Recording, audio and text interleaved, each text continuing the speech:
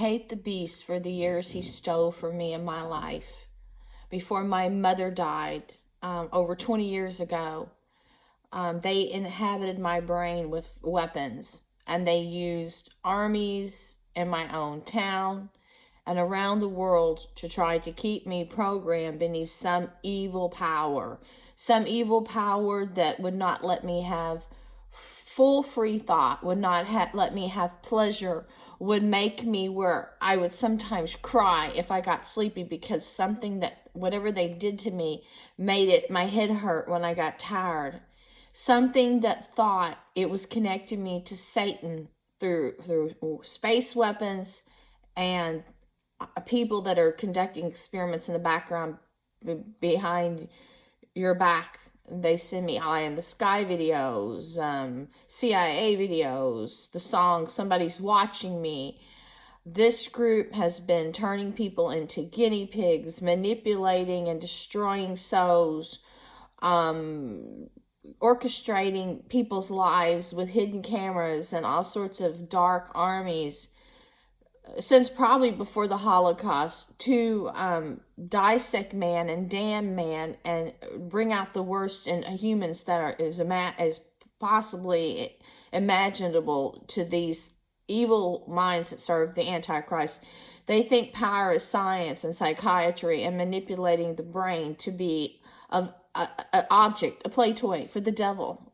And I used to say, you think I'm your puppet? So they start sending me drawings of me as a puppet, and then they did Dinner with the Schmucks. The things in it were the things that are happening to me, and in the movie, the man calls a person his puppet. He says he pulls out a article out of a drawer. He's supposed to work for the federal government, the guy in the movie, and he's supposed to be like an IRS agent, and he on the picture of what the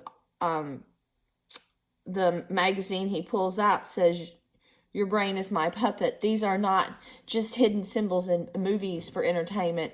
These are things that are actually being done to you have no awareness of.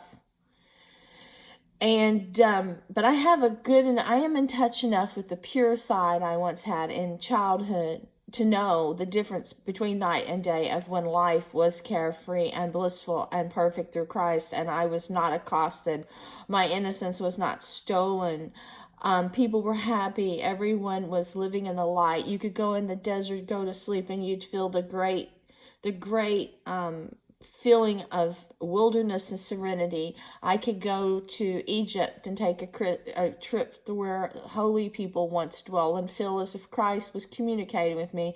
He'd give me a glimpse into the future. He'd let me know the greatest knowledge, and this group used that knowledge I was tapping into through my higher power to do the opposite, to go, when I was talking about sacred ground and buried old temples, to go dig up things, to destroy the sacredness that was there, to destroy remnants of the past that let people have an idea of where they came from.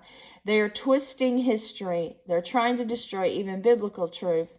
They're just making humans vile, and now you can see these demons everywhere that are making people disgusting, infiltrating their holy temple, which is their being.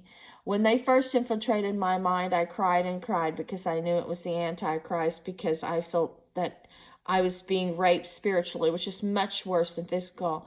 And I could feel like a violation occurred, that they had not only just destroyed my brain, they were destroying my soul. I knew it, and I fought for 20 years. It is the most degrading thing. And I thought maybe there would be nothing left, but now that I am free and I know the damage that was done, I've got this beast talking to me on the computer saying, "Come back to me." I was never that thing's object. But the years it stole of my life are the greatest sin. God should punish that demon, but how could he punish him anymore and put him in the hell that he's in? And I would have prayed to God and say, punish this thing, punish his servants, but there is no retribution if he's already damned. But by you giving in, then you're damned. It's like he wants everyone damned. And I can only know through God's reassurance that because I am totally focused on God and totally faithful and totally strong through him, the power that he fills me with it keeps me alive and positive, while the beast uses his weapons to try to constantly pump negative energy and brain weapons into my being to make me depressed, or fighting against his dark thoughts he's trying to push in me. It's an endless battle, and like it says in the Bible, it's hard for a person to go to heaven in the last days, because most of the people are infiltrated and weakened. And I have only stayed strong through the great role models I had in my youth, and through the miracles God has shown me, and the way Christ had blessed me so much when I was small, that I have leverage to know the difference between evil and good. And that evil, I told you, would destroy your world and build a prison that you would be sorry that you ever accepted. Now, I was absolutely right. 20 years ago, I wrote a story, and I told you how he would build a prison through these advanced weapons to where you couldn't even hide money under a rock in the desert. You'd have no personal joy. You wouldn't be able to rear your kids the way you wanted. You wouldn't have free thought. Everything would be pumped into your mind, and you would be an object. You would no longer have value. That's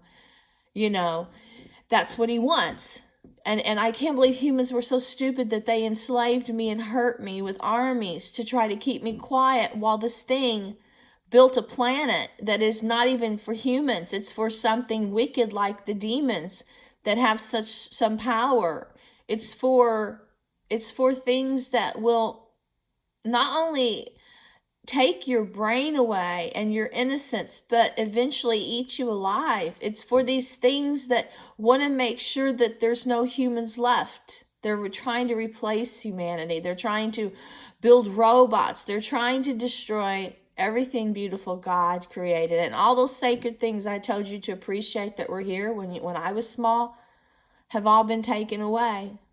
And the people you look up to that you think are aristocrats that are now drawing these stupid pictures of people in gardens and wigs and acting like they can recreate the past, they can't.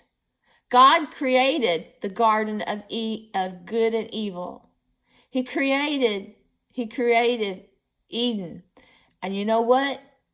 That beast came and destroyed paradise.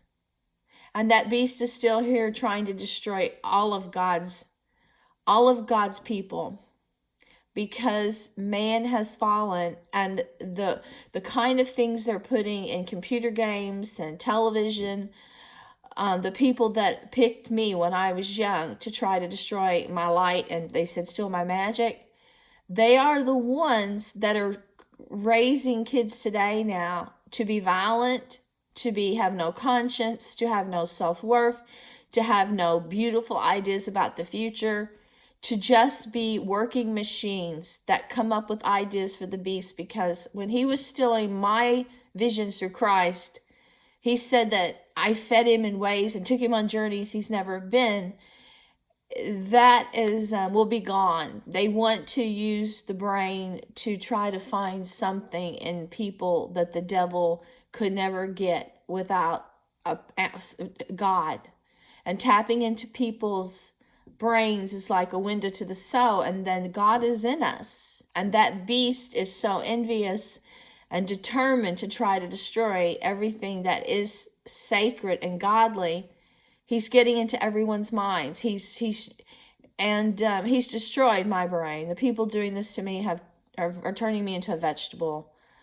He is so vain. He doesn't want anyone to have a free will, their own thoughts, not even my own home that's paid for. They're trying to get me out of my own home. They don't want me to feel as if I'm a real existing creature. They want me to feel like the beast has devoured me, marking my land, marking my skin. That is his ultimate plan.